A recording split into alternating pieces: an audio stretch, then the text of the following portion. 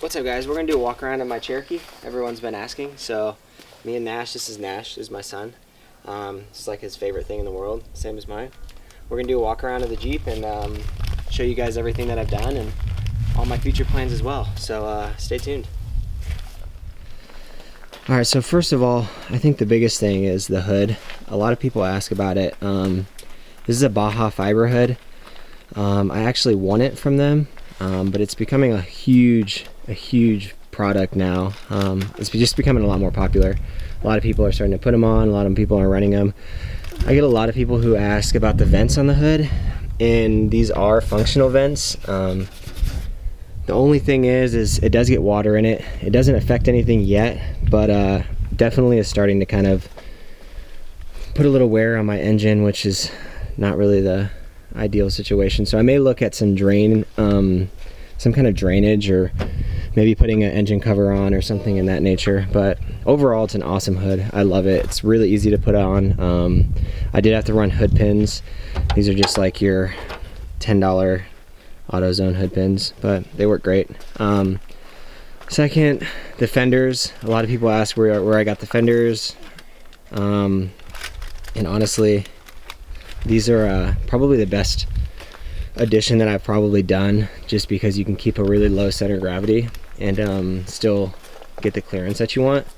So these are Notch Customs Xmax Flares, and they're kind of a pain to put on. I actually haven't even finished the rear because of the weather, but essentially I'm gonna have to cut all of that. Hold on, let me focus. Cut all of that up top and then re-weld it, and then it'll kind of give me that extra clearance. But I'll probably do that here in the next month or so if it warms up. I'm running a 4.5-inch lift by Rubicon Express. Bilstein shocks.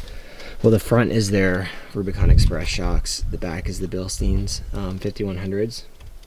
And then the rear, I had a custom leaf pack made for all the weight that I run for overlanding. I can't remember the company that made those though, unfortunately. Another thing, truck light headlights, definitely the best, hands down. You just can't beat it. I wouldn't buy anything else. Those are just honestly the best headlights. I'm running a Smittybilt 9500 synthetic winch with a factor 55, whatever that thing is, I can't remember. JCR Vanguard front bumper, Warren Epic shackles. I'm running a Rough Country track bar, adjustable, heavy duty, and then an Old Man Emu steering stabilizer. And that's all I have for steering. I haven't done a whole lot to it, just because honestly I plan on swapping axles soon, so I'm not trying to spend any more money than I have to. And that's kind of like the thing I've been hinting towards, and we'll get into that later. But anyways, up top I'm running a JCR Adventure roof rack with the basket. I removed the basket when I have to put my tent on. That's the only way I can fit it on. It's definitely a little more work, but I like the look of the basket. Yeah, look, this is why filming is so difficult. This is why. Yeah, isn't that?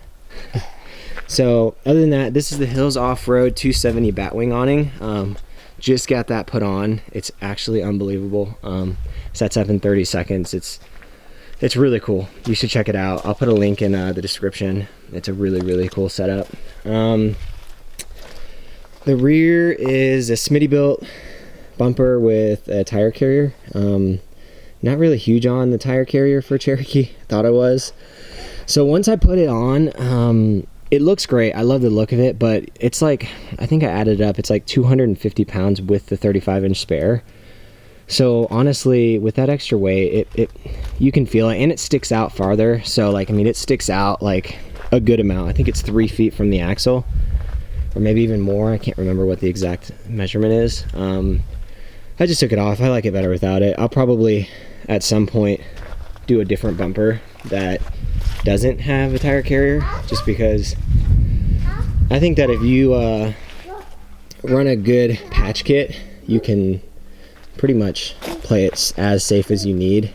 I I don't know, maybe I'm just saying that now until it actually happens and I'm stuck somewhere. But other than that, I'm running Mammoth Off-Road 15x8 wheels, and then Falcon AT3s. These are 35 by 12.5 by 15s. These are the best tires I've ever ran. I've literally put 5,000 miles on these and they look still brand new. So definitely a huge fan of them. Overall, that's pretty much the majority of the major stuff that I've done. I mean, a lot of the engine work I've redone. But you know, a lot of the stuff that people ask, I just wanted to make a video for, you know, the stuff that people all talk about on Instagram. But yeah, so this is it. What I'm gonna do next is probably, well, first things first, I'm gonna do the axle. I'll make a short spiel on that here in a second on what I've kind of planned, and then we'll kind of go from there. But no, this has been a great Jeep. It's got 140,000 miles. It's been awesome. I'm happy with it. So as a lot of you guys know, you kind of get to a point with a build where you've gotten to, as far as cosmetics, it looks exactly how I want it to look, but now I'm at a point where I've got to spend a lot of money on drivetrain work. That's kind of something I've neglected over time, just because I wanted it to look the way I wanted it to look first, which if I were to do it again, I'd probably do the opposite. I've been talking to a lot of people on Instagram. A lot of people have been super helpful. I've got to put money into the axles. I don't want to put money into these axles because if I ever want to go bigger in tires, or if I break something, I'll be so pissed that I spent all this money on a Dana 30, and if it breaks, it'll be kind of just a waste of money. So I think the plan now is I'm gonna buy a G2 Core 44 front axle that's bolt-in. It's same width, but it's obviously a lot stronger. And then I'm gonna build the rear axle. I think that's the smartest thing to do. This is my daily vehicle, so I have to drive this every day, and I have 2 kids. It has to be reliable, it has to be good, and it needs to be, you know, it needs to be sound. Maybe later on down the road I build something that's, you know, a rock crawler, but this just isn't a rock crawler. This is a trail rig. I need it to be 100%. So I think that's the smartest route to go. If you guys have any, you know, input, definitely let me know. I'm at a point where I'm about to spend a shit ton of money on this thing, and you know, I just want to do the right move. And I think for my needs and my use of this, I think that's going to be the best option. So I don't know, just let me know what you think. But that's kind of where I'm at. It's going to take 2 months to get the axle, and then obviously I have to install it. Then I have to rebuild my rear axle. So we're talking, you know, months down the road.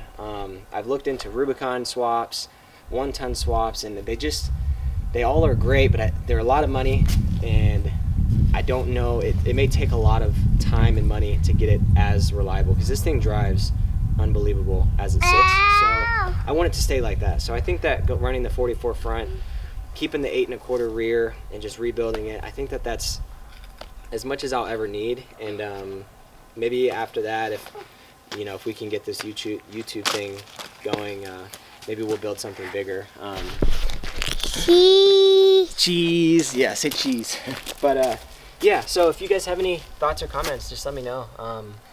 I love the Jeep community, and the support is unbelievable. So I'm hoping I get the same on YouTube, and we'll see what happens. But I appreciate you guys tuning in, and I definitely will post more videos. I would like to post in my next video maybe about my whole Overland setup. It's starting to get nicer, so maybe I'll get everything set up, and I'll show you guys how I go camping, how I go overlanding with my family. I have 2 huskies, 2 babies, and my wife, and we make it happen. So, you know, stay tuned for that, and I'll have more good content coming your way.